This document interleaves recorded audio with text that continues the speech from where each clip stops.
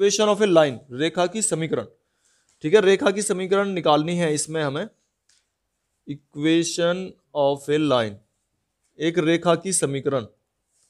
तो रेखा की समीकरण इस तरीके से लिखी जाएगी, r equal to a plus lambda b. ये किसकी समीकरण है? ये रेखा की समीकरण है। अगर कोई लाइन किसी पॉइंट ए से होके जा रही है तो ए को बताएगा ये किस पॉइंट से होके जा रही है, और फिर एक वेक्टर के पैरेलल है, एक सदिश के समांतर है, ये भी बताएगा। तो जिसके समांतर है उसमें तो लैम्डा से मल्टीप्लाई करनी, बस इस चीज का ध्यान रखना है। जिसके समांतर कह रहा है उसमें तो हम लैम्डा से मल्टीप्लाई कर लेंगे, और जिससे होके जा रही है उसे ऐसे ही लिखेंगे वेक्टर को। तो ये तो है हमारी वेक्टर फॉर्म में। दो फॉर्म है इसकी, ये दोनों ही याद करनी है, दोनों ही पूछ लेता है पेपर में। ये तो है वेक्टर फॉर्म में लाइन की इक्वेशन, और दूसरी है कार्टिजन फॉर्म में।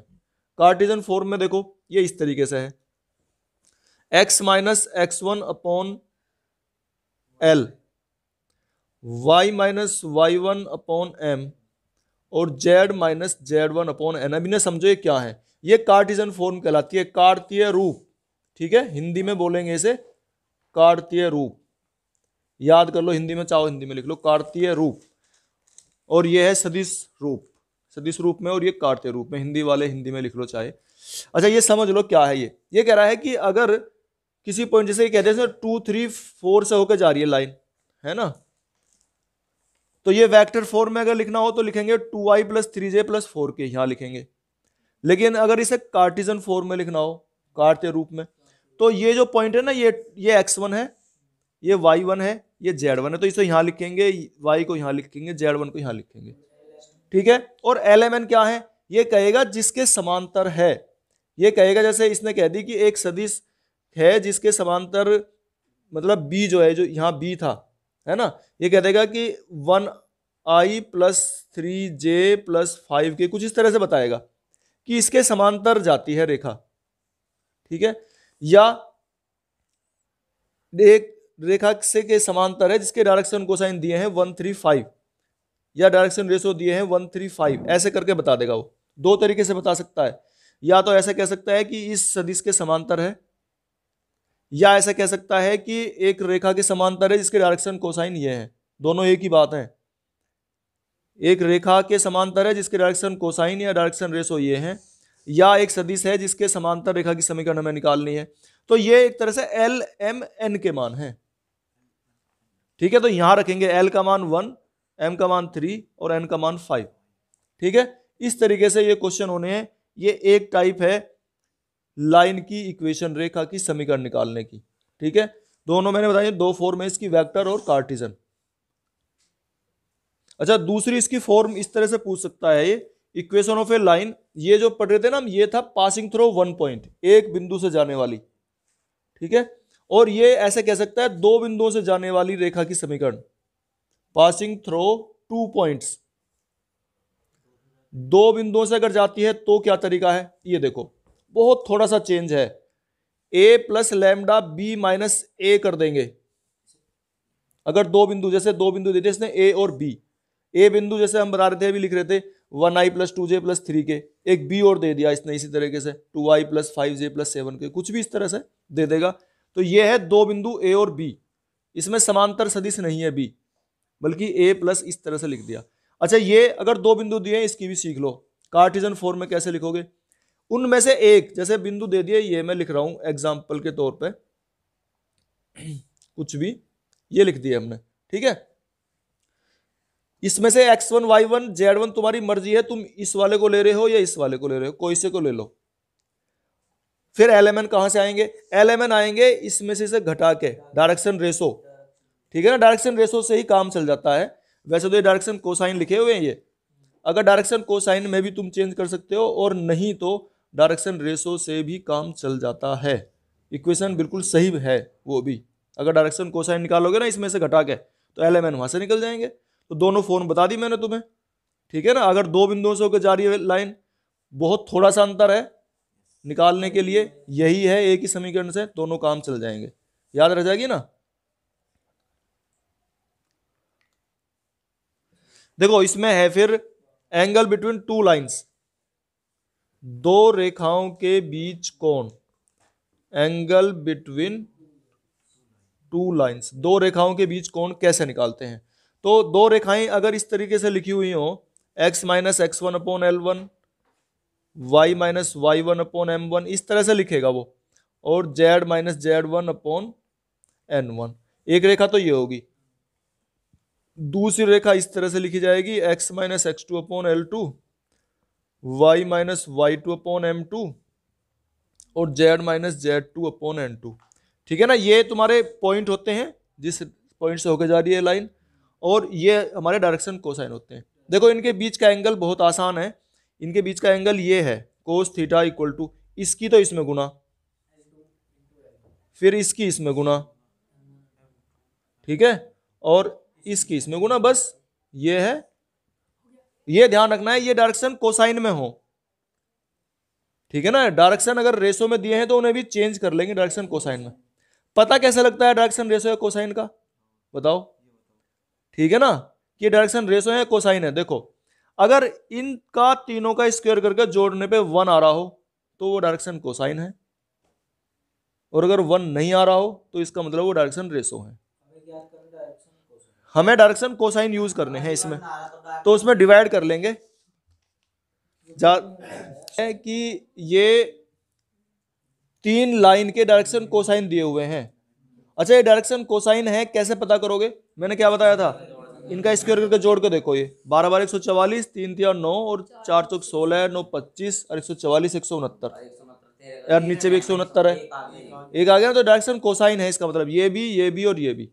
अब ये कह रहा है कि ये रेखाएं जो है ना, ये रेखा लंबवत हैं, दोनों रेखाएं, ये एक रेखा के डायरेक्शन कोसाइन है, ये वाले दूसरी के हैं, तीसरी के, कि ये रेखाएं लंबवत हैं, ये रेखाएं लंबवत हैं, और ये लंबवत हैं, परपेंडिकुलर हैं मतलब, ठीक है ना, एक दूसरे के परपेंडिकुलर हैं।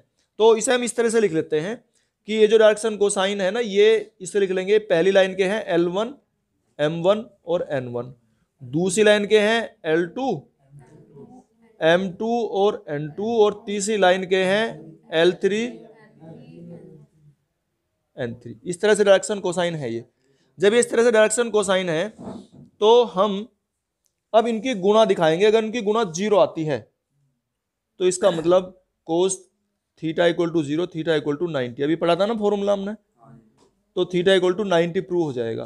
तो इनकी गुणा दिखा दो बस, L1 L2 plus M1 M2 और प्लस N1 N2, इनकी वैल्यू निकाल के देखो कितनी आएगी। देखो 12 चौक 48 बटे 169 प्लस 12 या 36 माइनस के बटे 169, यानी कि प्लस तो हट गया, ये माइनस ही हो गया, और माइनस के 12 बटे 169, कितना आ गया ये 169, ये कितना आ गया 48 माइनस 48, 0 आ गया। ठीक है, 0 आने का मतलब है ये दोनों रेखाएं परपेंडिकुलर हैं, म्यूचुअली परपेंडिकुलर। तो ये दोनों रेखाएं होगी, फिर ऐसे ही इसका निकालना है, फिर ऐसे ही इसका निकालना है।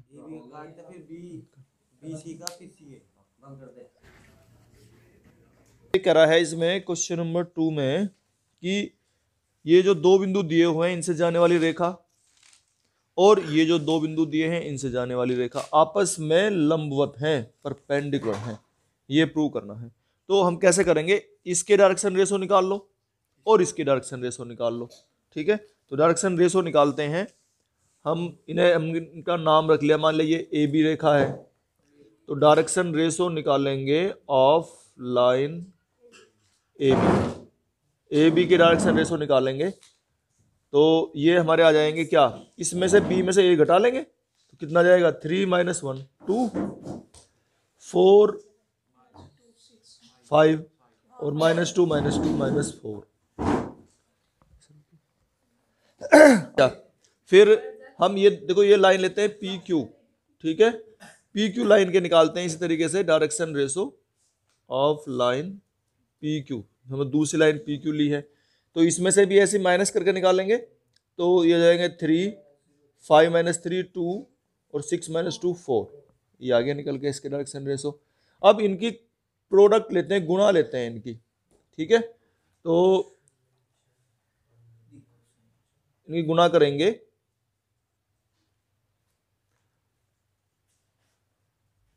कितनी आएगी, 3 की 2 में 6, 2 की 5 में मल्टीप्लाई 10 और -16, ये कितना हो गया 16 और -16 0 आ रही है ये, ठीक है ना ये।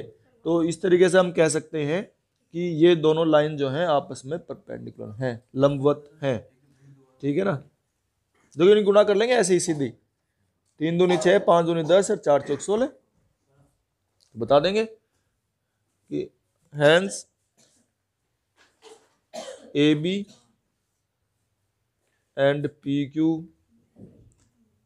आर परपेंडिकुलर, ठीक है ना, लंबवत हैं ये दोनों लाइन जो हैं ये लंबवत हैं, परपेंडिकुलर हैं। इसमें इसने कहा है कि दो लाइन, एक तो इसके भी बिंदु दिए हुए हैं और दूसरी लाइन जो है पी क्यू, इसके भी पी और क्यू पॉइंट्स दिए हुए हैं। तो हम डायरेक्शन रेशो निकाल लेंगे ए बी के। तो डायरेक्शन रेशो कैसे निकालेंगे, 2 में से 4 माइनस करो, कितना हो जाएगा -2, 3 - 7 -4 और 4 - 8 -4। ये तो निकाल लिया हमने ए बी लाइन के डायरेक्शन रेशो। ऐसे पी क्यू के निकाल लेंगे, 1 तो कितने जाएंगे 2, 2 + 2 4 और 5 - 1 4, ठीक है। अब इनका जो है हम रेशो निकाल लेते हैं। ये तो डायरेक्शन रेशो है ही, इन डायरेक्शन रेशो का आपस में रेशो, ठीक है। अगर आपस में रेशो निकालेंगे, इसको इससे डिवाइड करें, इसको इससे डिवाइड करें, इसको इससे डिवाइड करें, तो हम देखते हैं कि A1/A2 और B1/B2 और C1/C2 जो है ना, तीनों इक्वल आ रहे हैं, इक्वल टू -1 के है। तो इसका मतलब है कि दोनों लाइन जो हैं ये पैरेलल हैं, समांतर हैं। Hence AB is parallel to PQ। में जो है क्वेश्चन नंबर 4 में एक सदिश ए से गुजरने वाले, इस बिंदु से जाने वाले, तो इसको हम सदिश रूप में बदल लेंगे। ये पॉइंट दिया हुआ तो 1i लिख लेंगे इसे, +2j कर लेंगे इसे और +3k कर लेंगे, ठीक है। और समीकरण हमें निकालना है जो इसके समांतर है, तो हमने पढ़ाई है r = a + λb, ठीक है ना, इसमें ये रखने हैं। तो a की वैल्यू है ये 1i + 2j + 3k और प्लस लैम्डा से इसमें मल्टीप्लाई करके लिख देंगे हम 3i + 2j - 2k। ये आ गई हमारी समीकरण। फिफ्थ क्वेश्चन में कि सदिश ए से जाने वाली और इसके समांतर, तो ठीक है, इससे जाने वाली और इसके समांतर, तो ये है हमारा फॉर्मूला r = a + λb, इसमें रख देंगे हम। अभी हमने क्वेश्चन किया भी है, तो 2i - j + 4k और प्लस लैम्डा से मल्टीप्लाई करके इसमें ये i + 2j - k, इस तरीके से ये हमारा इक्वेशन निकल आती है। ये तो होगी हमारी वेक्टर फॉर्म में, सदिश रूप में जो कह रहा है। फिर कह रहा है कार्टेशियन फॉर्म में, कार्तीय रूप में। तो कार्तीय रूप में क्या बताया था कि जो पॉइंट है x - x1 इसे 2, ठीक है, और y + 1 और z - 4 और बटे में जो दूसरा जिसके समांतर कह रहा था उसके गुणांक, जैसे ये 1 है, ये कितना है 2 है और ये कितना है -1 है, ये निकल गई कार्तीय रूप में, ठीक है ना। ये कार्टेशियन फॉर्म है, कार्टेशियन फॉर्म, कार्तीय रूप में। 6 क्वेश्चन में कह रहा है कि एक रेखा की समीकरण ये दी हुई है। अब ये कह रहा है कि एक रेखा की समीकरण निकालनी है किसी दूसरी रेखा की जो इससे होके जाती है और इसके समांतर है। तो इससे होके जा रही है तो हम कैसे लिख लेंगे भाई, x + 2 और y - 4 और z + 5 जिससे होके जा रही है, जिसके समांतर है, इसका मतलब इसके डायरेक्शन रेशो और इसके डायरेक्शन रेशो सेम है। तो इस वाले डायरेक्शन रेशो को यहां रख दो, ऐसे निकालनी है ये जो दी हुई है इक्वेशन, इसमें जो ये तो हमारा पॉइंट होता है जिससे लाइन होके जा रही है, और ये है जिस सदिश के समांतर है उसके डायरेक्शन रेशो, जिस सदिश के समांतर है। तो यानी कि यहां से हम ये ज्ञात कर सकते हैं कि ए जो पॉइंट है हमारा, ठीक है ना, ए पॉइंट जिससे होके जा रही है वो तो है 5i - 4j और +6k, और जिसके समांतर है वो सदिश निकाल सकते हैं हम 3i + 7j + 2k, ठीक है। और अब इसको हमें वेक्टर फॉर्म में लिखना है। तो वेक्टर फॉर्म क्या थी हमारी, a प्लस लैम्डा b, इसमें रख देंगे तो r इक्वल टू a, तो ये है ही हमारा 5 minus 4j 3i plus 7j plus 2k। ठीक है, ये क्वेश्चन नंबर 8 में मूल बिंदु ओरिजिन, ओरिजिन तो हमारा क्या होता है 0 0, ठीक है ना, ये लिख लेंगे 0 0 0। तो एक तो ओरिजिन दिया हुआ है, दूसरा P पॉइंट दिया है इसने और वो है 5 माइनस 2 3। अब हमें इन दो बिंदुओं से होके जाने वाली लाइन की इक्वेशन निकालनी है। तो दो बिंदुओं से कैसे निकालते थे हम, इक्वेशन ऑफ लाइन, तो x माइनस 0 ही रख लो, चलो ऊपर वाले को और आसान पड़ जाएगा, अपॉन 5 माइनस 5 माइनस 0, तो यही आएगा। चलो लिख देता हूं फिर भी मैं, y minus 0 upon minus 2 minus 0 और z माइनस 0 अपॉन 3 माइनस 0। ठीक है, ये माइनस करके जब लिखेंगे तो x अपॉन 5 आ जाएगा, ये y अपॉन माइनस 2 और ये z अपॉन 3। ये हमारी लाइन की इक्वेशन आ गई कार्टेशियन फॉर्म में। ठीक है, ये कार्टेशियन फॉर्म में है। फिर इसके बाद हम निकालेंगे इसे वेक्टर फॉर्म में, अगर हम चाहते हैं तो ये a वेक्टर लिख लेंगे और ये b है। ठीक है, तो कैसे लिखते हैं फिर हम इसको, r equal to a plus lambda और b माइनस a, ये हमारा फॉर्मूला था उसमें।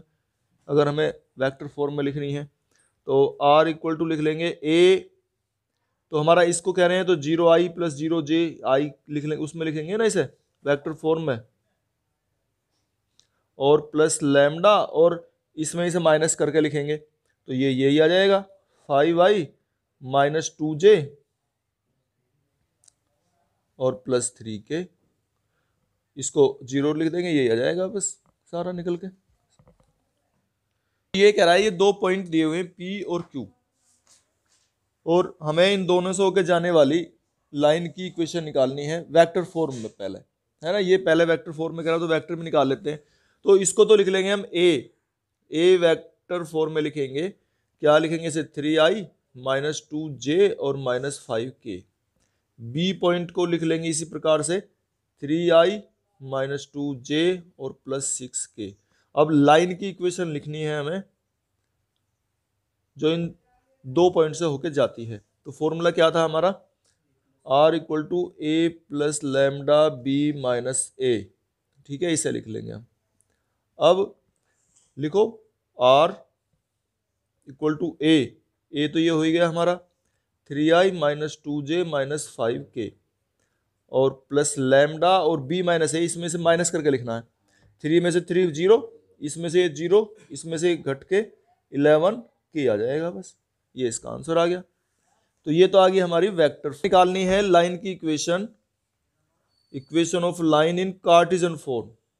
ठीक है ना, ये कार्टेशियन फॉर्म में निकालनी है, कार्टे रूप में। तो कैसे निकालेंगे उसके लिए, x माइनस x1 ये पॉइंट लिखेंगे, पहला x1 ले लिया हमने, 3 equal to y plus 2 equal to z plus 5, और इसके अपोन में इसमें से घटा के 0, इसमें से घटा के 0 और इसमें से ऐसे इसे माइनस करके 11।